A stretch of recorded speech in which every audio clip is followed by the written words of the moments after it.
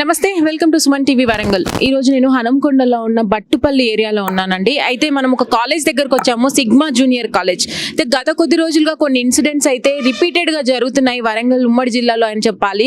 కొన్ని suicides cases అయితే విన్న తర్వాతనే ఇప్పుడు ఈ కొద్ది రోజులలో ఇప్పుడైతే చాలా కేసెస్ అసలు ఎందుకు చనిపోతున్నారో అర్థం కాకుండా జూనియర్ కాలేజెస్ లో ఇలాంటి మరణాలను అయితే వింటున్నాము, మరణ వార్తల్ని వింటున్నాము.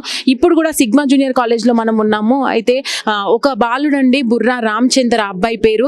అబ్బాయి ఇంటర్ ద్వితీయ సంవత్సరం చదువుతున్నాడంట. మరి అనారోగ్యం అని అయితే ఇక్కడ వాళ్ళు అంటున్నారు. అసలు కారణాలు తెలియాల్సి ఉంది. అస్వస్థకు గురి అయితే చనిపోయాడని అయితే వాపోతున్నారు వాళ్ళ కుటుంబీకులు కానీ ఇక్కడ ఉన్న వాళ్ళు కానీ. అసలు ఏం జరిగింది, అసలు ఎందుకు అంత సడన్ గా అబ్బాయికి ఏం జ్వరం వచ్చిందా, మరి ఎలాంటి పరిస్థితులు ఎదుర్కొన్నాడు, సడన్ గా చనిపోవాల్సిన సిచ్యువేషన్ ఎందుకు వచ్చింది అనేది అయితే తెలుసుకోవాల్సిన అవసరం ఉంది. ఇప్పుడు మనం సిగ్మా జూనియర్ కాలేజ్ బ్లాక్ లో ఉన్నామండి. ఇదంతా కూడా రెసిడెన్షియల్ ఏరియా కిందకి వస్తుందండి. వీళ్ళకి ఇక్కడే అబ్బాయి చదువుకుంటూ హాస్టల్లో ఉంటూ చదువుతున్నాడంట. మరి ఫుడ్ విషయంలో వచ్చిందా లేదంటే అనారోగ్యం దేనికి వచ్చింది, ఈ కారణాలు అయితే తెలియాల్సి ఉంది. కానీ ఇప్పటికీ మనం ఇక్కడికి చేరుకున్నాము. ఇప్పటి వరకు అయితే ఎవరు కూడా మనకి ఇక్కడికి సంబంధించిన వాళ్ళు కానీ, అధికారులు కానీ, ఈ కాలేజ్ కి సంబంధించిన యూనియన్ వాళ్ళు కానీ ఎవరు కూడా మనని అప్రోచ్ అవ్వలేదు. ఇంకా విషయాలు అయితే తెలుసుకునే ప్రయత్నం చేద్దాం.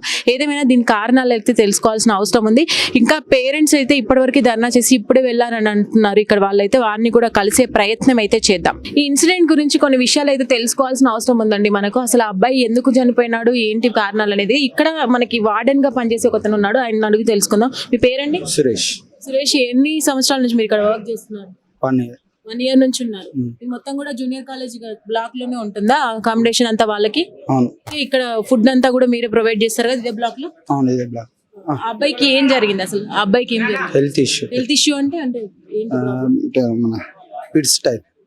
అర్థం కాలేదు. ఫిట్స్ టైప్ వచ్చింది. ఫిట్స్ టైప్ ఎప్పుడు, ఏ టైం కి వచ్చింది? మార్నింగ్. ఇవాళ మార్నింగ్. ఇంతకు ముందు ఎప్పుడైనా రిపీటెడ్ గా వచ్చింది? రాలేదు, ఇదే ఫస్ట్ టైం వచ్చింది. ఇక్కడ ఈ క్యాంపస్ కి వచ్చిన కానీ ఇదే ఫస్ట్ టైం వచ్చింది. అబ్బాయి సెకండ్ ఇయర్ కదా చదివేది, ఫస్ట్ ఇయర్ లో ఎప్పుడు కూడా రాలేదా? రాలేదు, ఎప్పుడు కూడా అట్లాంటి ఏం రాలేదు. వాళ్ళు పేరెంట్స్ కి ఇంటిమేట్ చేశారా రాగానే మరి పిట్స్ వచ్చిందని చెప్పి? అంటే డైరెక్ట్ హాస్పిటల్ తీసుకెళ్తానే ఫోన్ చేశాను. మీరు ఇక్కడ నుంచి ఏ హాస్పిటల్ తీసుకెళ్ళారు? రోహిణి హాస్పిటల్ తీసుకెళ్లారు. దారిలో పేరెంట్స్ కి కాల్ చేశారు. వాళ్ళు వచ్చే వరకు అబ్బాయి బతికే ఉన్నాడా? అని మేము రోహిణి హాస్పిటల్ వెళ్ళాక బతికే ఉన్నాడు. అంతనే నేను ఇక్కడికి వచ్చేసిన, వేరే సార్ వాళ్ళు అక్కడ చేసుకున్నాను, ఇన్ఛార్జ్ సార్. మీరు ఇక్కడ ఆయన చూసినప్పుడు అంటే తెల్లవారుజామున చూసినాను అంటున్నారు కదా, ఎన్ని గంటల ప్రాంతంలో? 4:30. Early morning 4:30. ఆయన రూమ్ లో ఉన్నాడా అప్పుడు? రూమ్ లో ఉన్నాడు. అబ్బాయి రూమ్ లో ఉన్నాడు. మీరు ఎందుకు వెళ్ళారు? మీరు వార్డెన్ కదా, మరి ఎర్లీ మార్నింగ్ 4:30కి ఎందుకు వెళ్ళారు? స్టడీ అవర్ లేపాలి.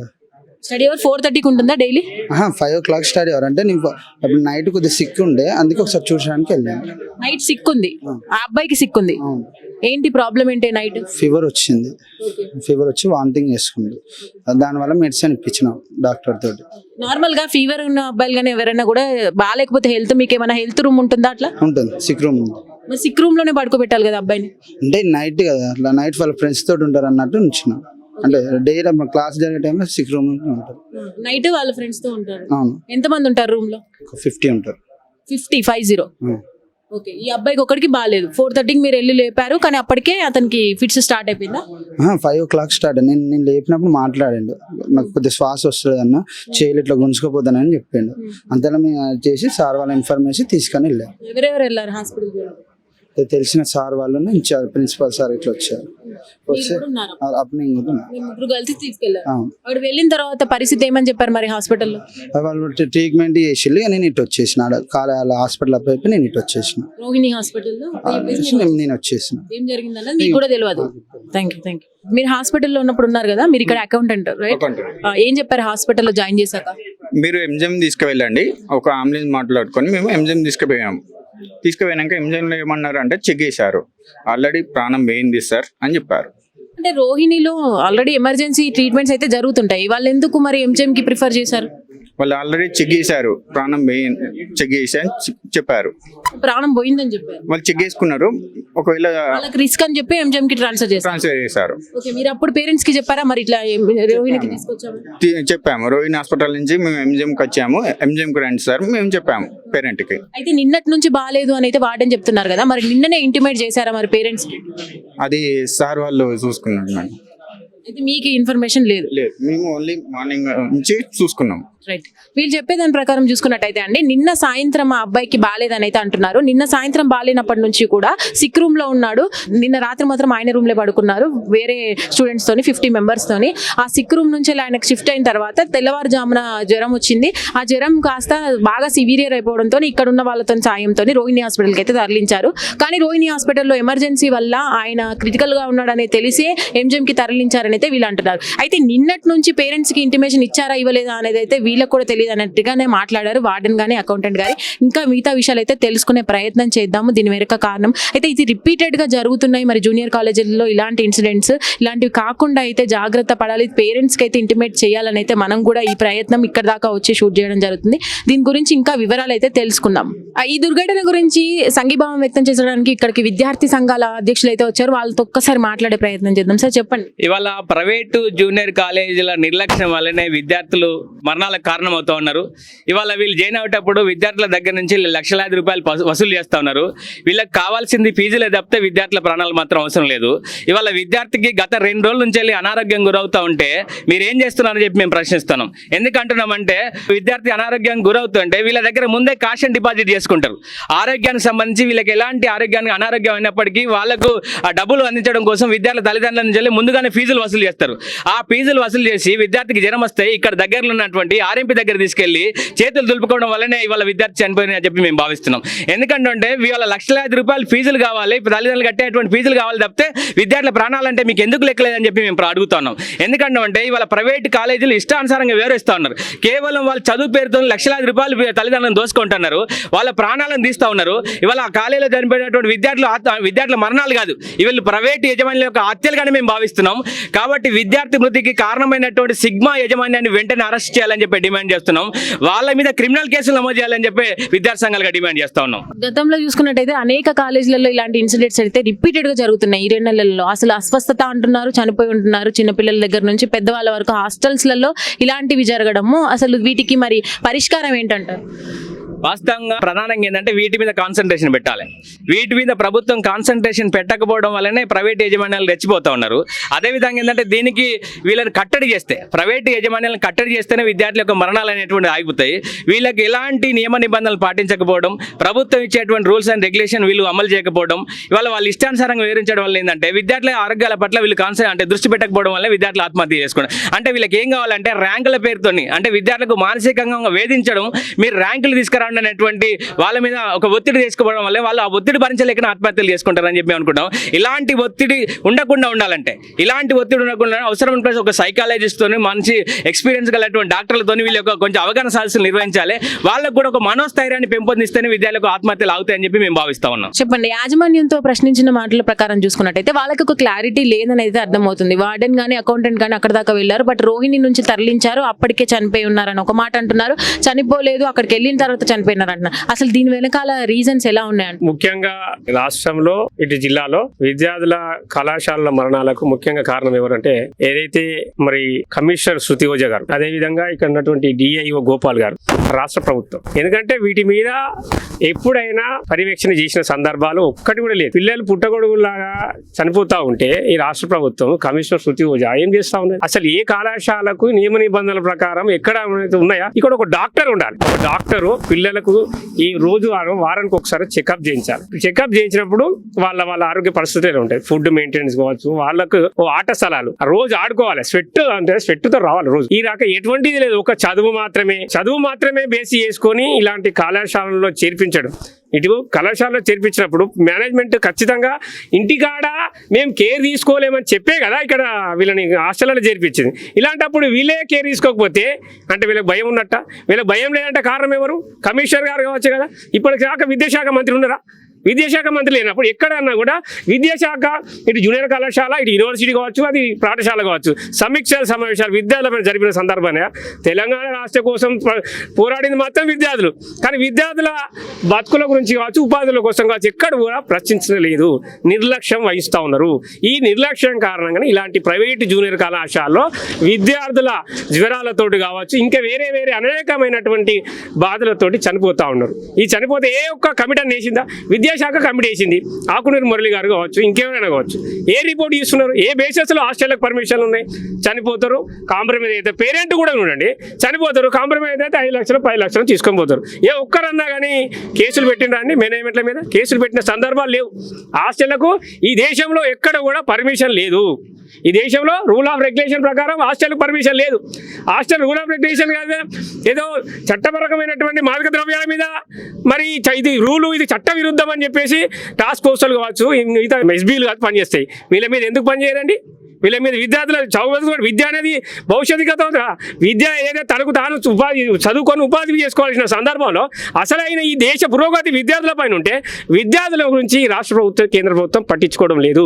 కాబట్టి ఈ మరణాలకు ముఖ్య కారణం ఏదైతే ఈ కమిషనర్ సుతీవజ కావచ్చు, ఇక్కడ ఉన్నటువంటి గోపాల్ కావచ్చు, ఈ ఒక్క చావుతోటైనా కానీ వీళ్ళందరూ కదిలి అన్ని కళాశాలలు, రాష్ట్ర శ్రీచైతన్య కావచ్చు, నారాయణలో కావచ్చు, మిగతా అన్ని కళాశాలల మీద ఒక కమిటీ వేసి, కమిటీ మీద విద్యార్థులకు ప్రికాషన్స్ కావచ్చు ఏ రకంగా ఉండాలని తీసుకొని యాజమాన్యాలు కనుక ఆజమాయిషి కనుక చేసినప్పుడైతే బాగుంటుంది. లేకుంటే ఇట్లాంటి చావులు ఇవాళ మొన్న ఇంకొకటి అయింది, ఇవాళ ఒకటి. ఈ రంగంలో ఈ అకాడమిక్ ఇయర్లో 3 చనిపోయారు. ఎక్కడన్నా కనీసం చలనం ఉన్నదా అండి అధికారులకు? కలెక్టర్ గారు ఇక్కడ ఉన్నారు కదా, హన్మకొండ కలెక్టర్ గారు కనీసం వస్తుందా? ఎక్కడ కలెక్టర్ గారు ఏ ఒక్క స్కూల్ పోయి పాఠశాల విజిట్ చేసిన సందర్భాలు ఉన్నాయా? అసలు ఊళ్ళలో పోయి విజిట్ చేసిన సందర్భాలే? హడావుడి మంత్రులు వస్తే అష్టమంతా మాగమాగం చేస్తారు, కానీ విద్యా వ్యవస్థకు ఒక విలేజ్ పోయి పట్టించుకుని వస్తారు పాపన్న పోలే కలెక్టర్ గారికి. మరి ఈ కళాశాల, పాఠశాల, గురుకులాల్లో పోయి పట్టించుకునే సందర్భం లేదు. ఎమ్మెల్యేల చుట్టూ, ఎంపీల చుట్టూ దండాలు పెట్టుకొని పోయేటువంటి కలెక్టర్లు ఉన్నంత కాలం ఇలాంటి విద్యార్థుల చావులకు వీళ్ళే కారణం అని చెప్పేసి, ఇలాంటి కారణాలు కనుక ఇట్లే పునరావృతమైతే విద్యార్థి సంఘాలు ఖచ్చితంగా కలెక్టర్ల దిష్టిబొమ్మలు, ఐఏఎస్ ఐపీఎస్ల దిష్టిబొమ్మలు తగలబెట్టాల్సిన రోజులు ముందుకు వస్తాయి. విద్యార్థులు తెలంగాణ కోసం అయితే ఏ విధంగా అయితే పోరాటమో అదే విధంగా అధికార యంత్రాంగంపై పనిచేసే విధంగా, పోరాడే విధంగా కార్యాచరణ తీసుకుంటామని చెప్పి తెలియజేస్తా ఉన్నాం. కంపల్సరీ యాజమాన్యాల మీద చర్యలు తీసుకోవాలి. విద్యార్థికి న్యాయం కల్పించే విధంగా స్టూడెంట్ ఆర్గనైజేషన్స్ అందరం కూడా మేము న్యాయం జరిగే వరకు పోరాడతామని చెప్పేసి కోరుకుంటాం. జై భీమ్, జై భారత్. చెప్పండి, ఇలాంటి వాటికి న్యాయం జరగాలంటే ఎలాంటి చర్యలు తీసుకుంటారు? వాస్తవానికి ఈ ఇన్సిడెంట్ జరిగిన తర్వాత విద్యార్థి సంఘాలందరం ఇక్కడికి రావడం జరిగింది. మేము విద్యార్థులతో కూడా మాట్లాడటం జరిగింది. మీరు ఒకసారి పైకి పోయి చూస్తే ఈ హాస్టల్లో ఉన్నటువంటి కెపాసిటీ 240 మంది ఉన్నారు. 240 మందికి ఎన్ని రూమ్లు ఉన్నాయి? ఒక రూమ్కు ఎంతమంది పిల్లలు ఉన్నారు? ఒక హాల్లో ఎంతమంది పిల్లలు పడుకుంటున్నారు?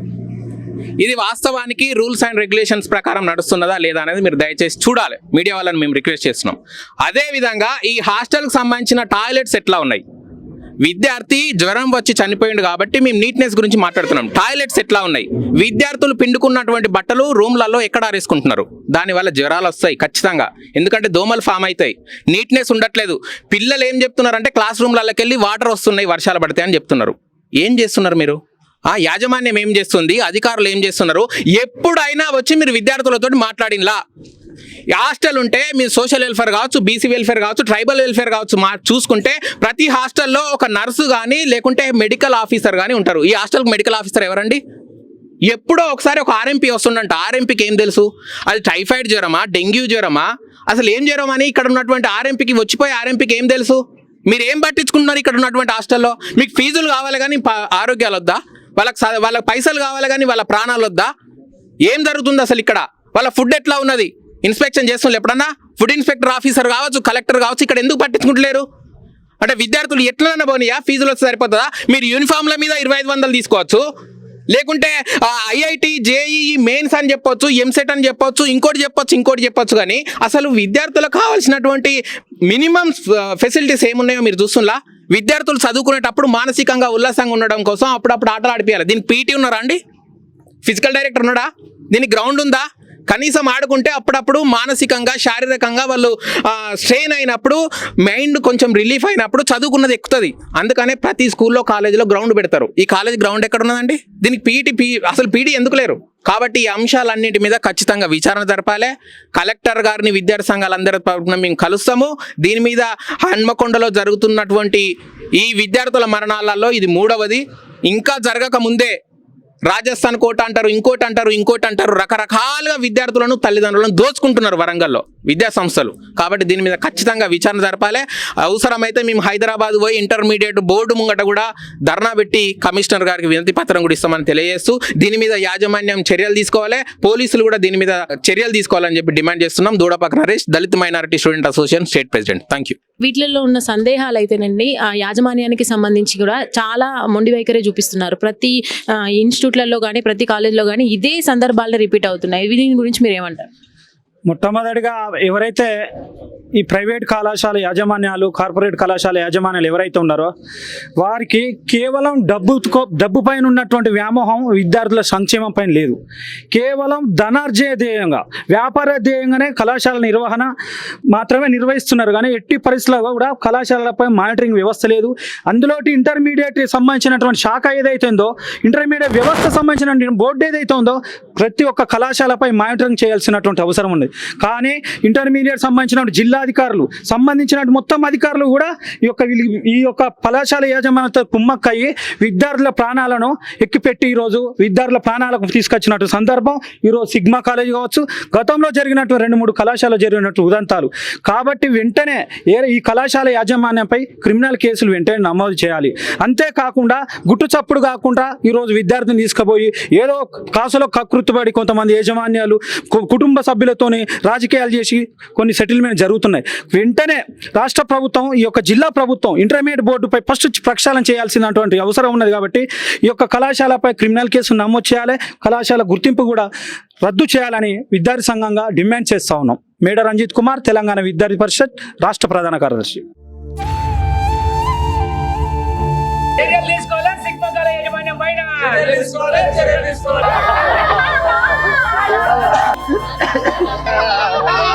Hello.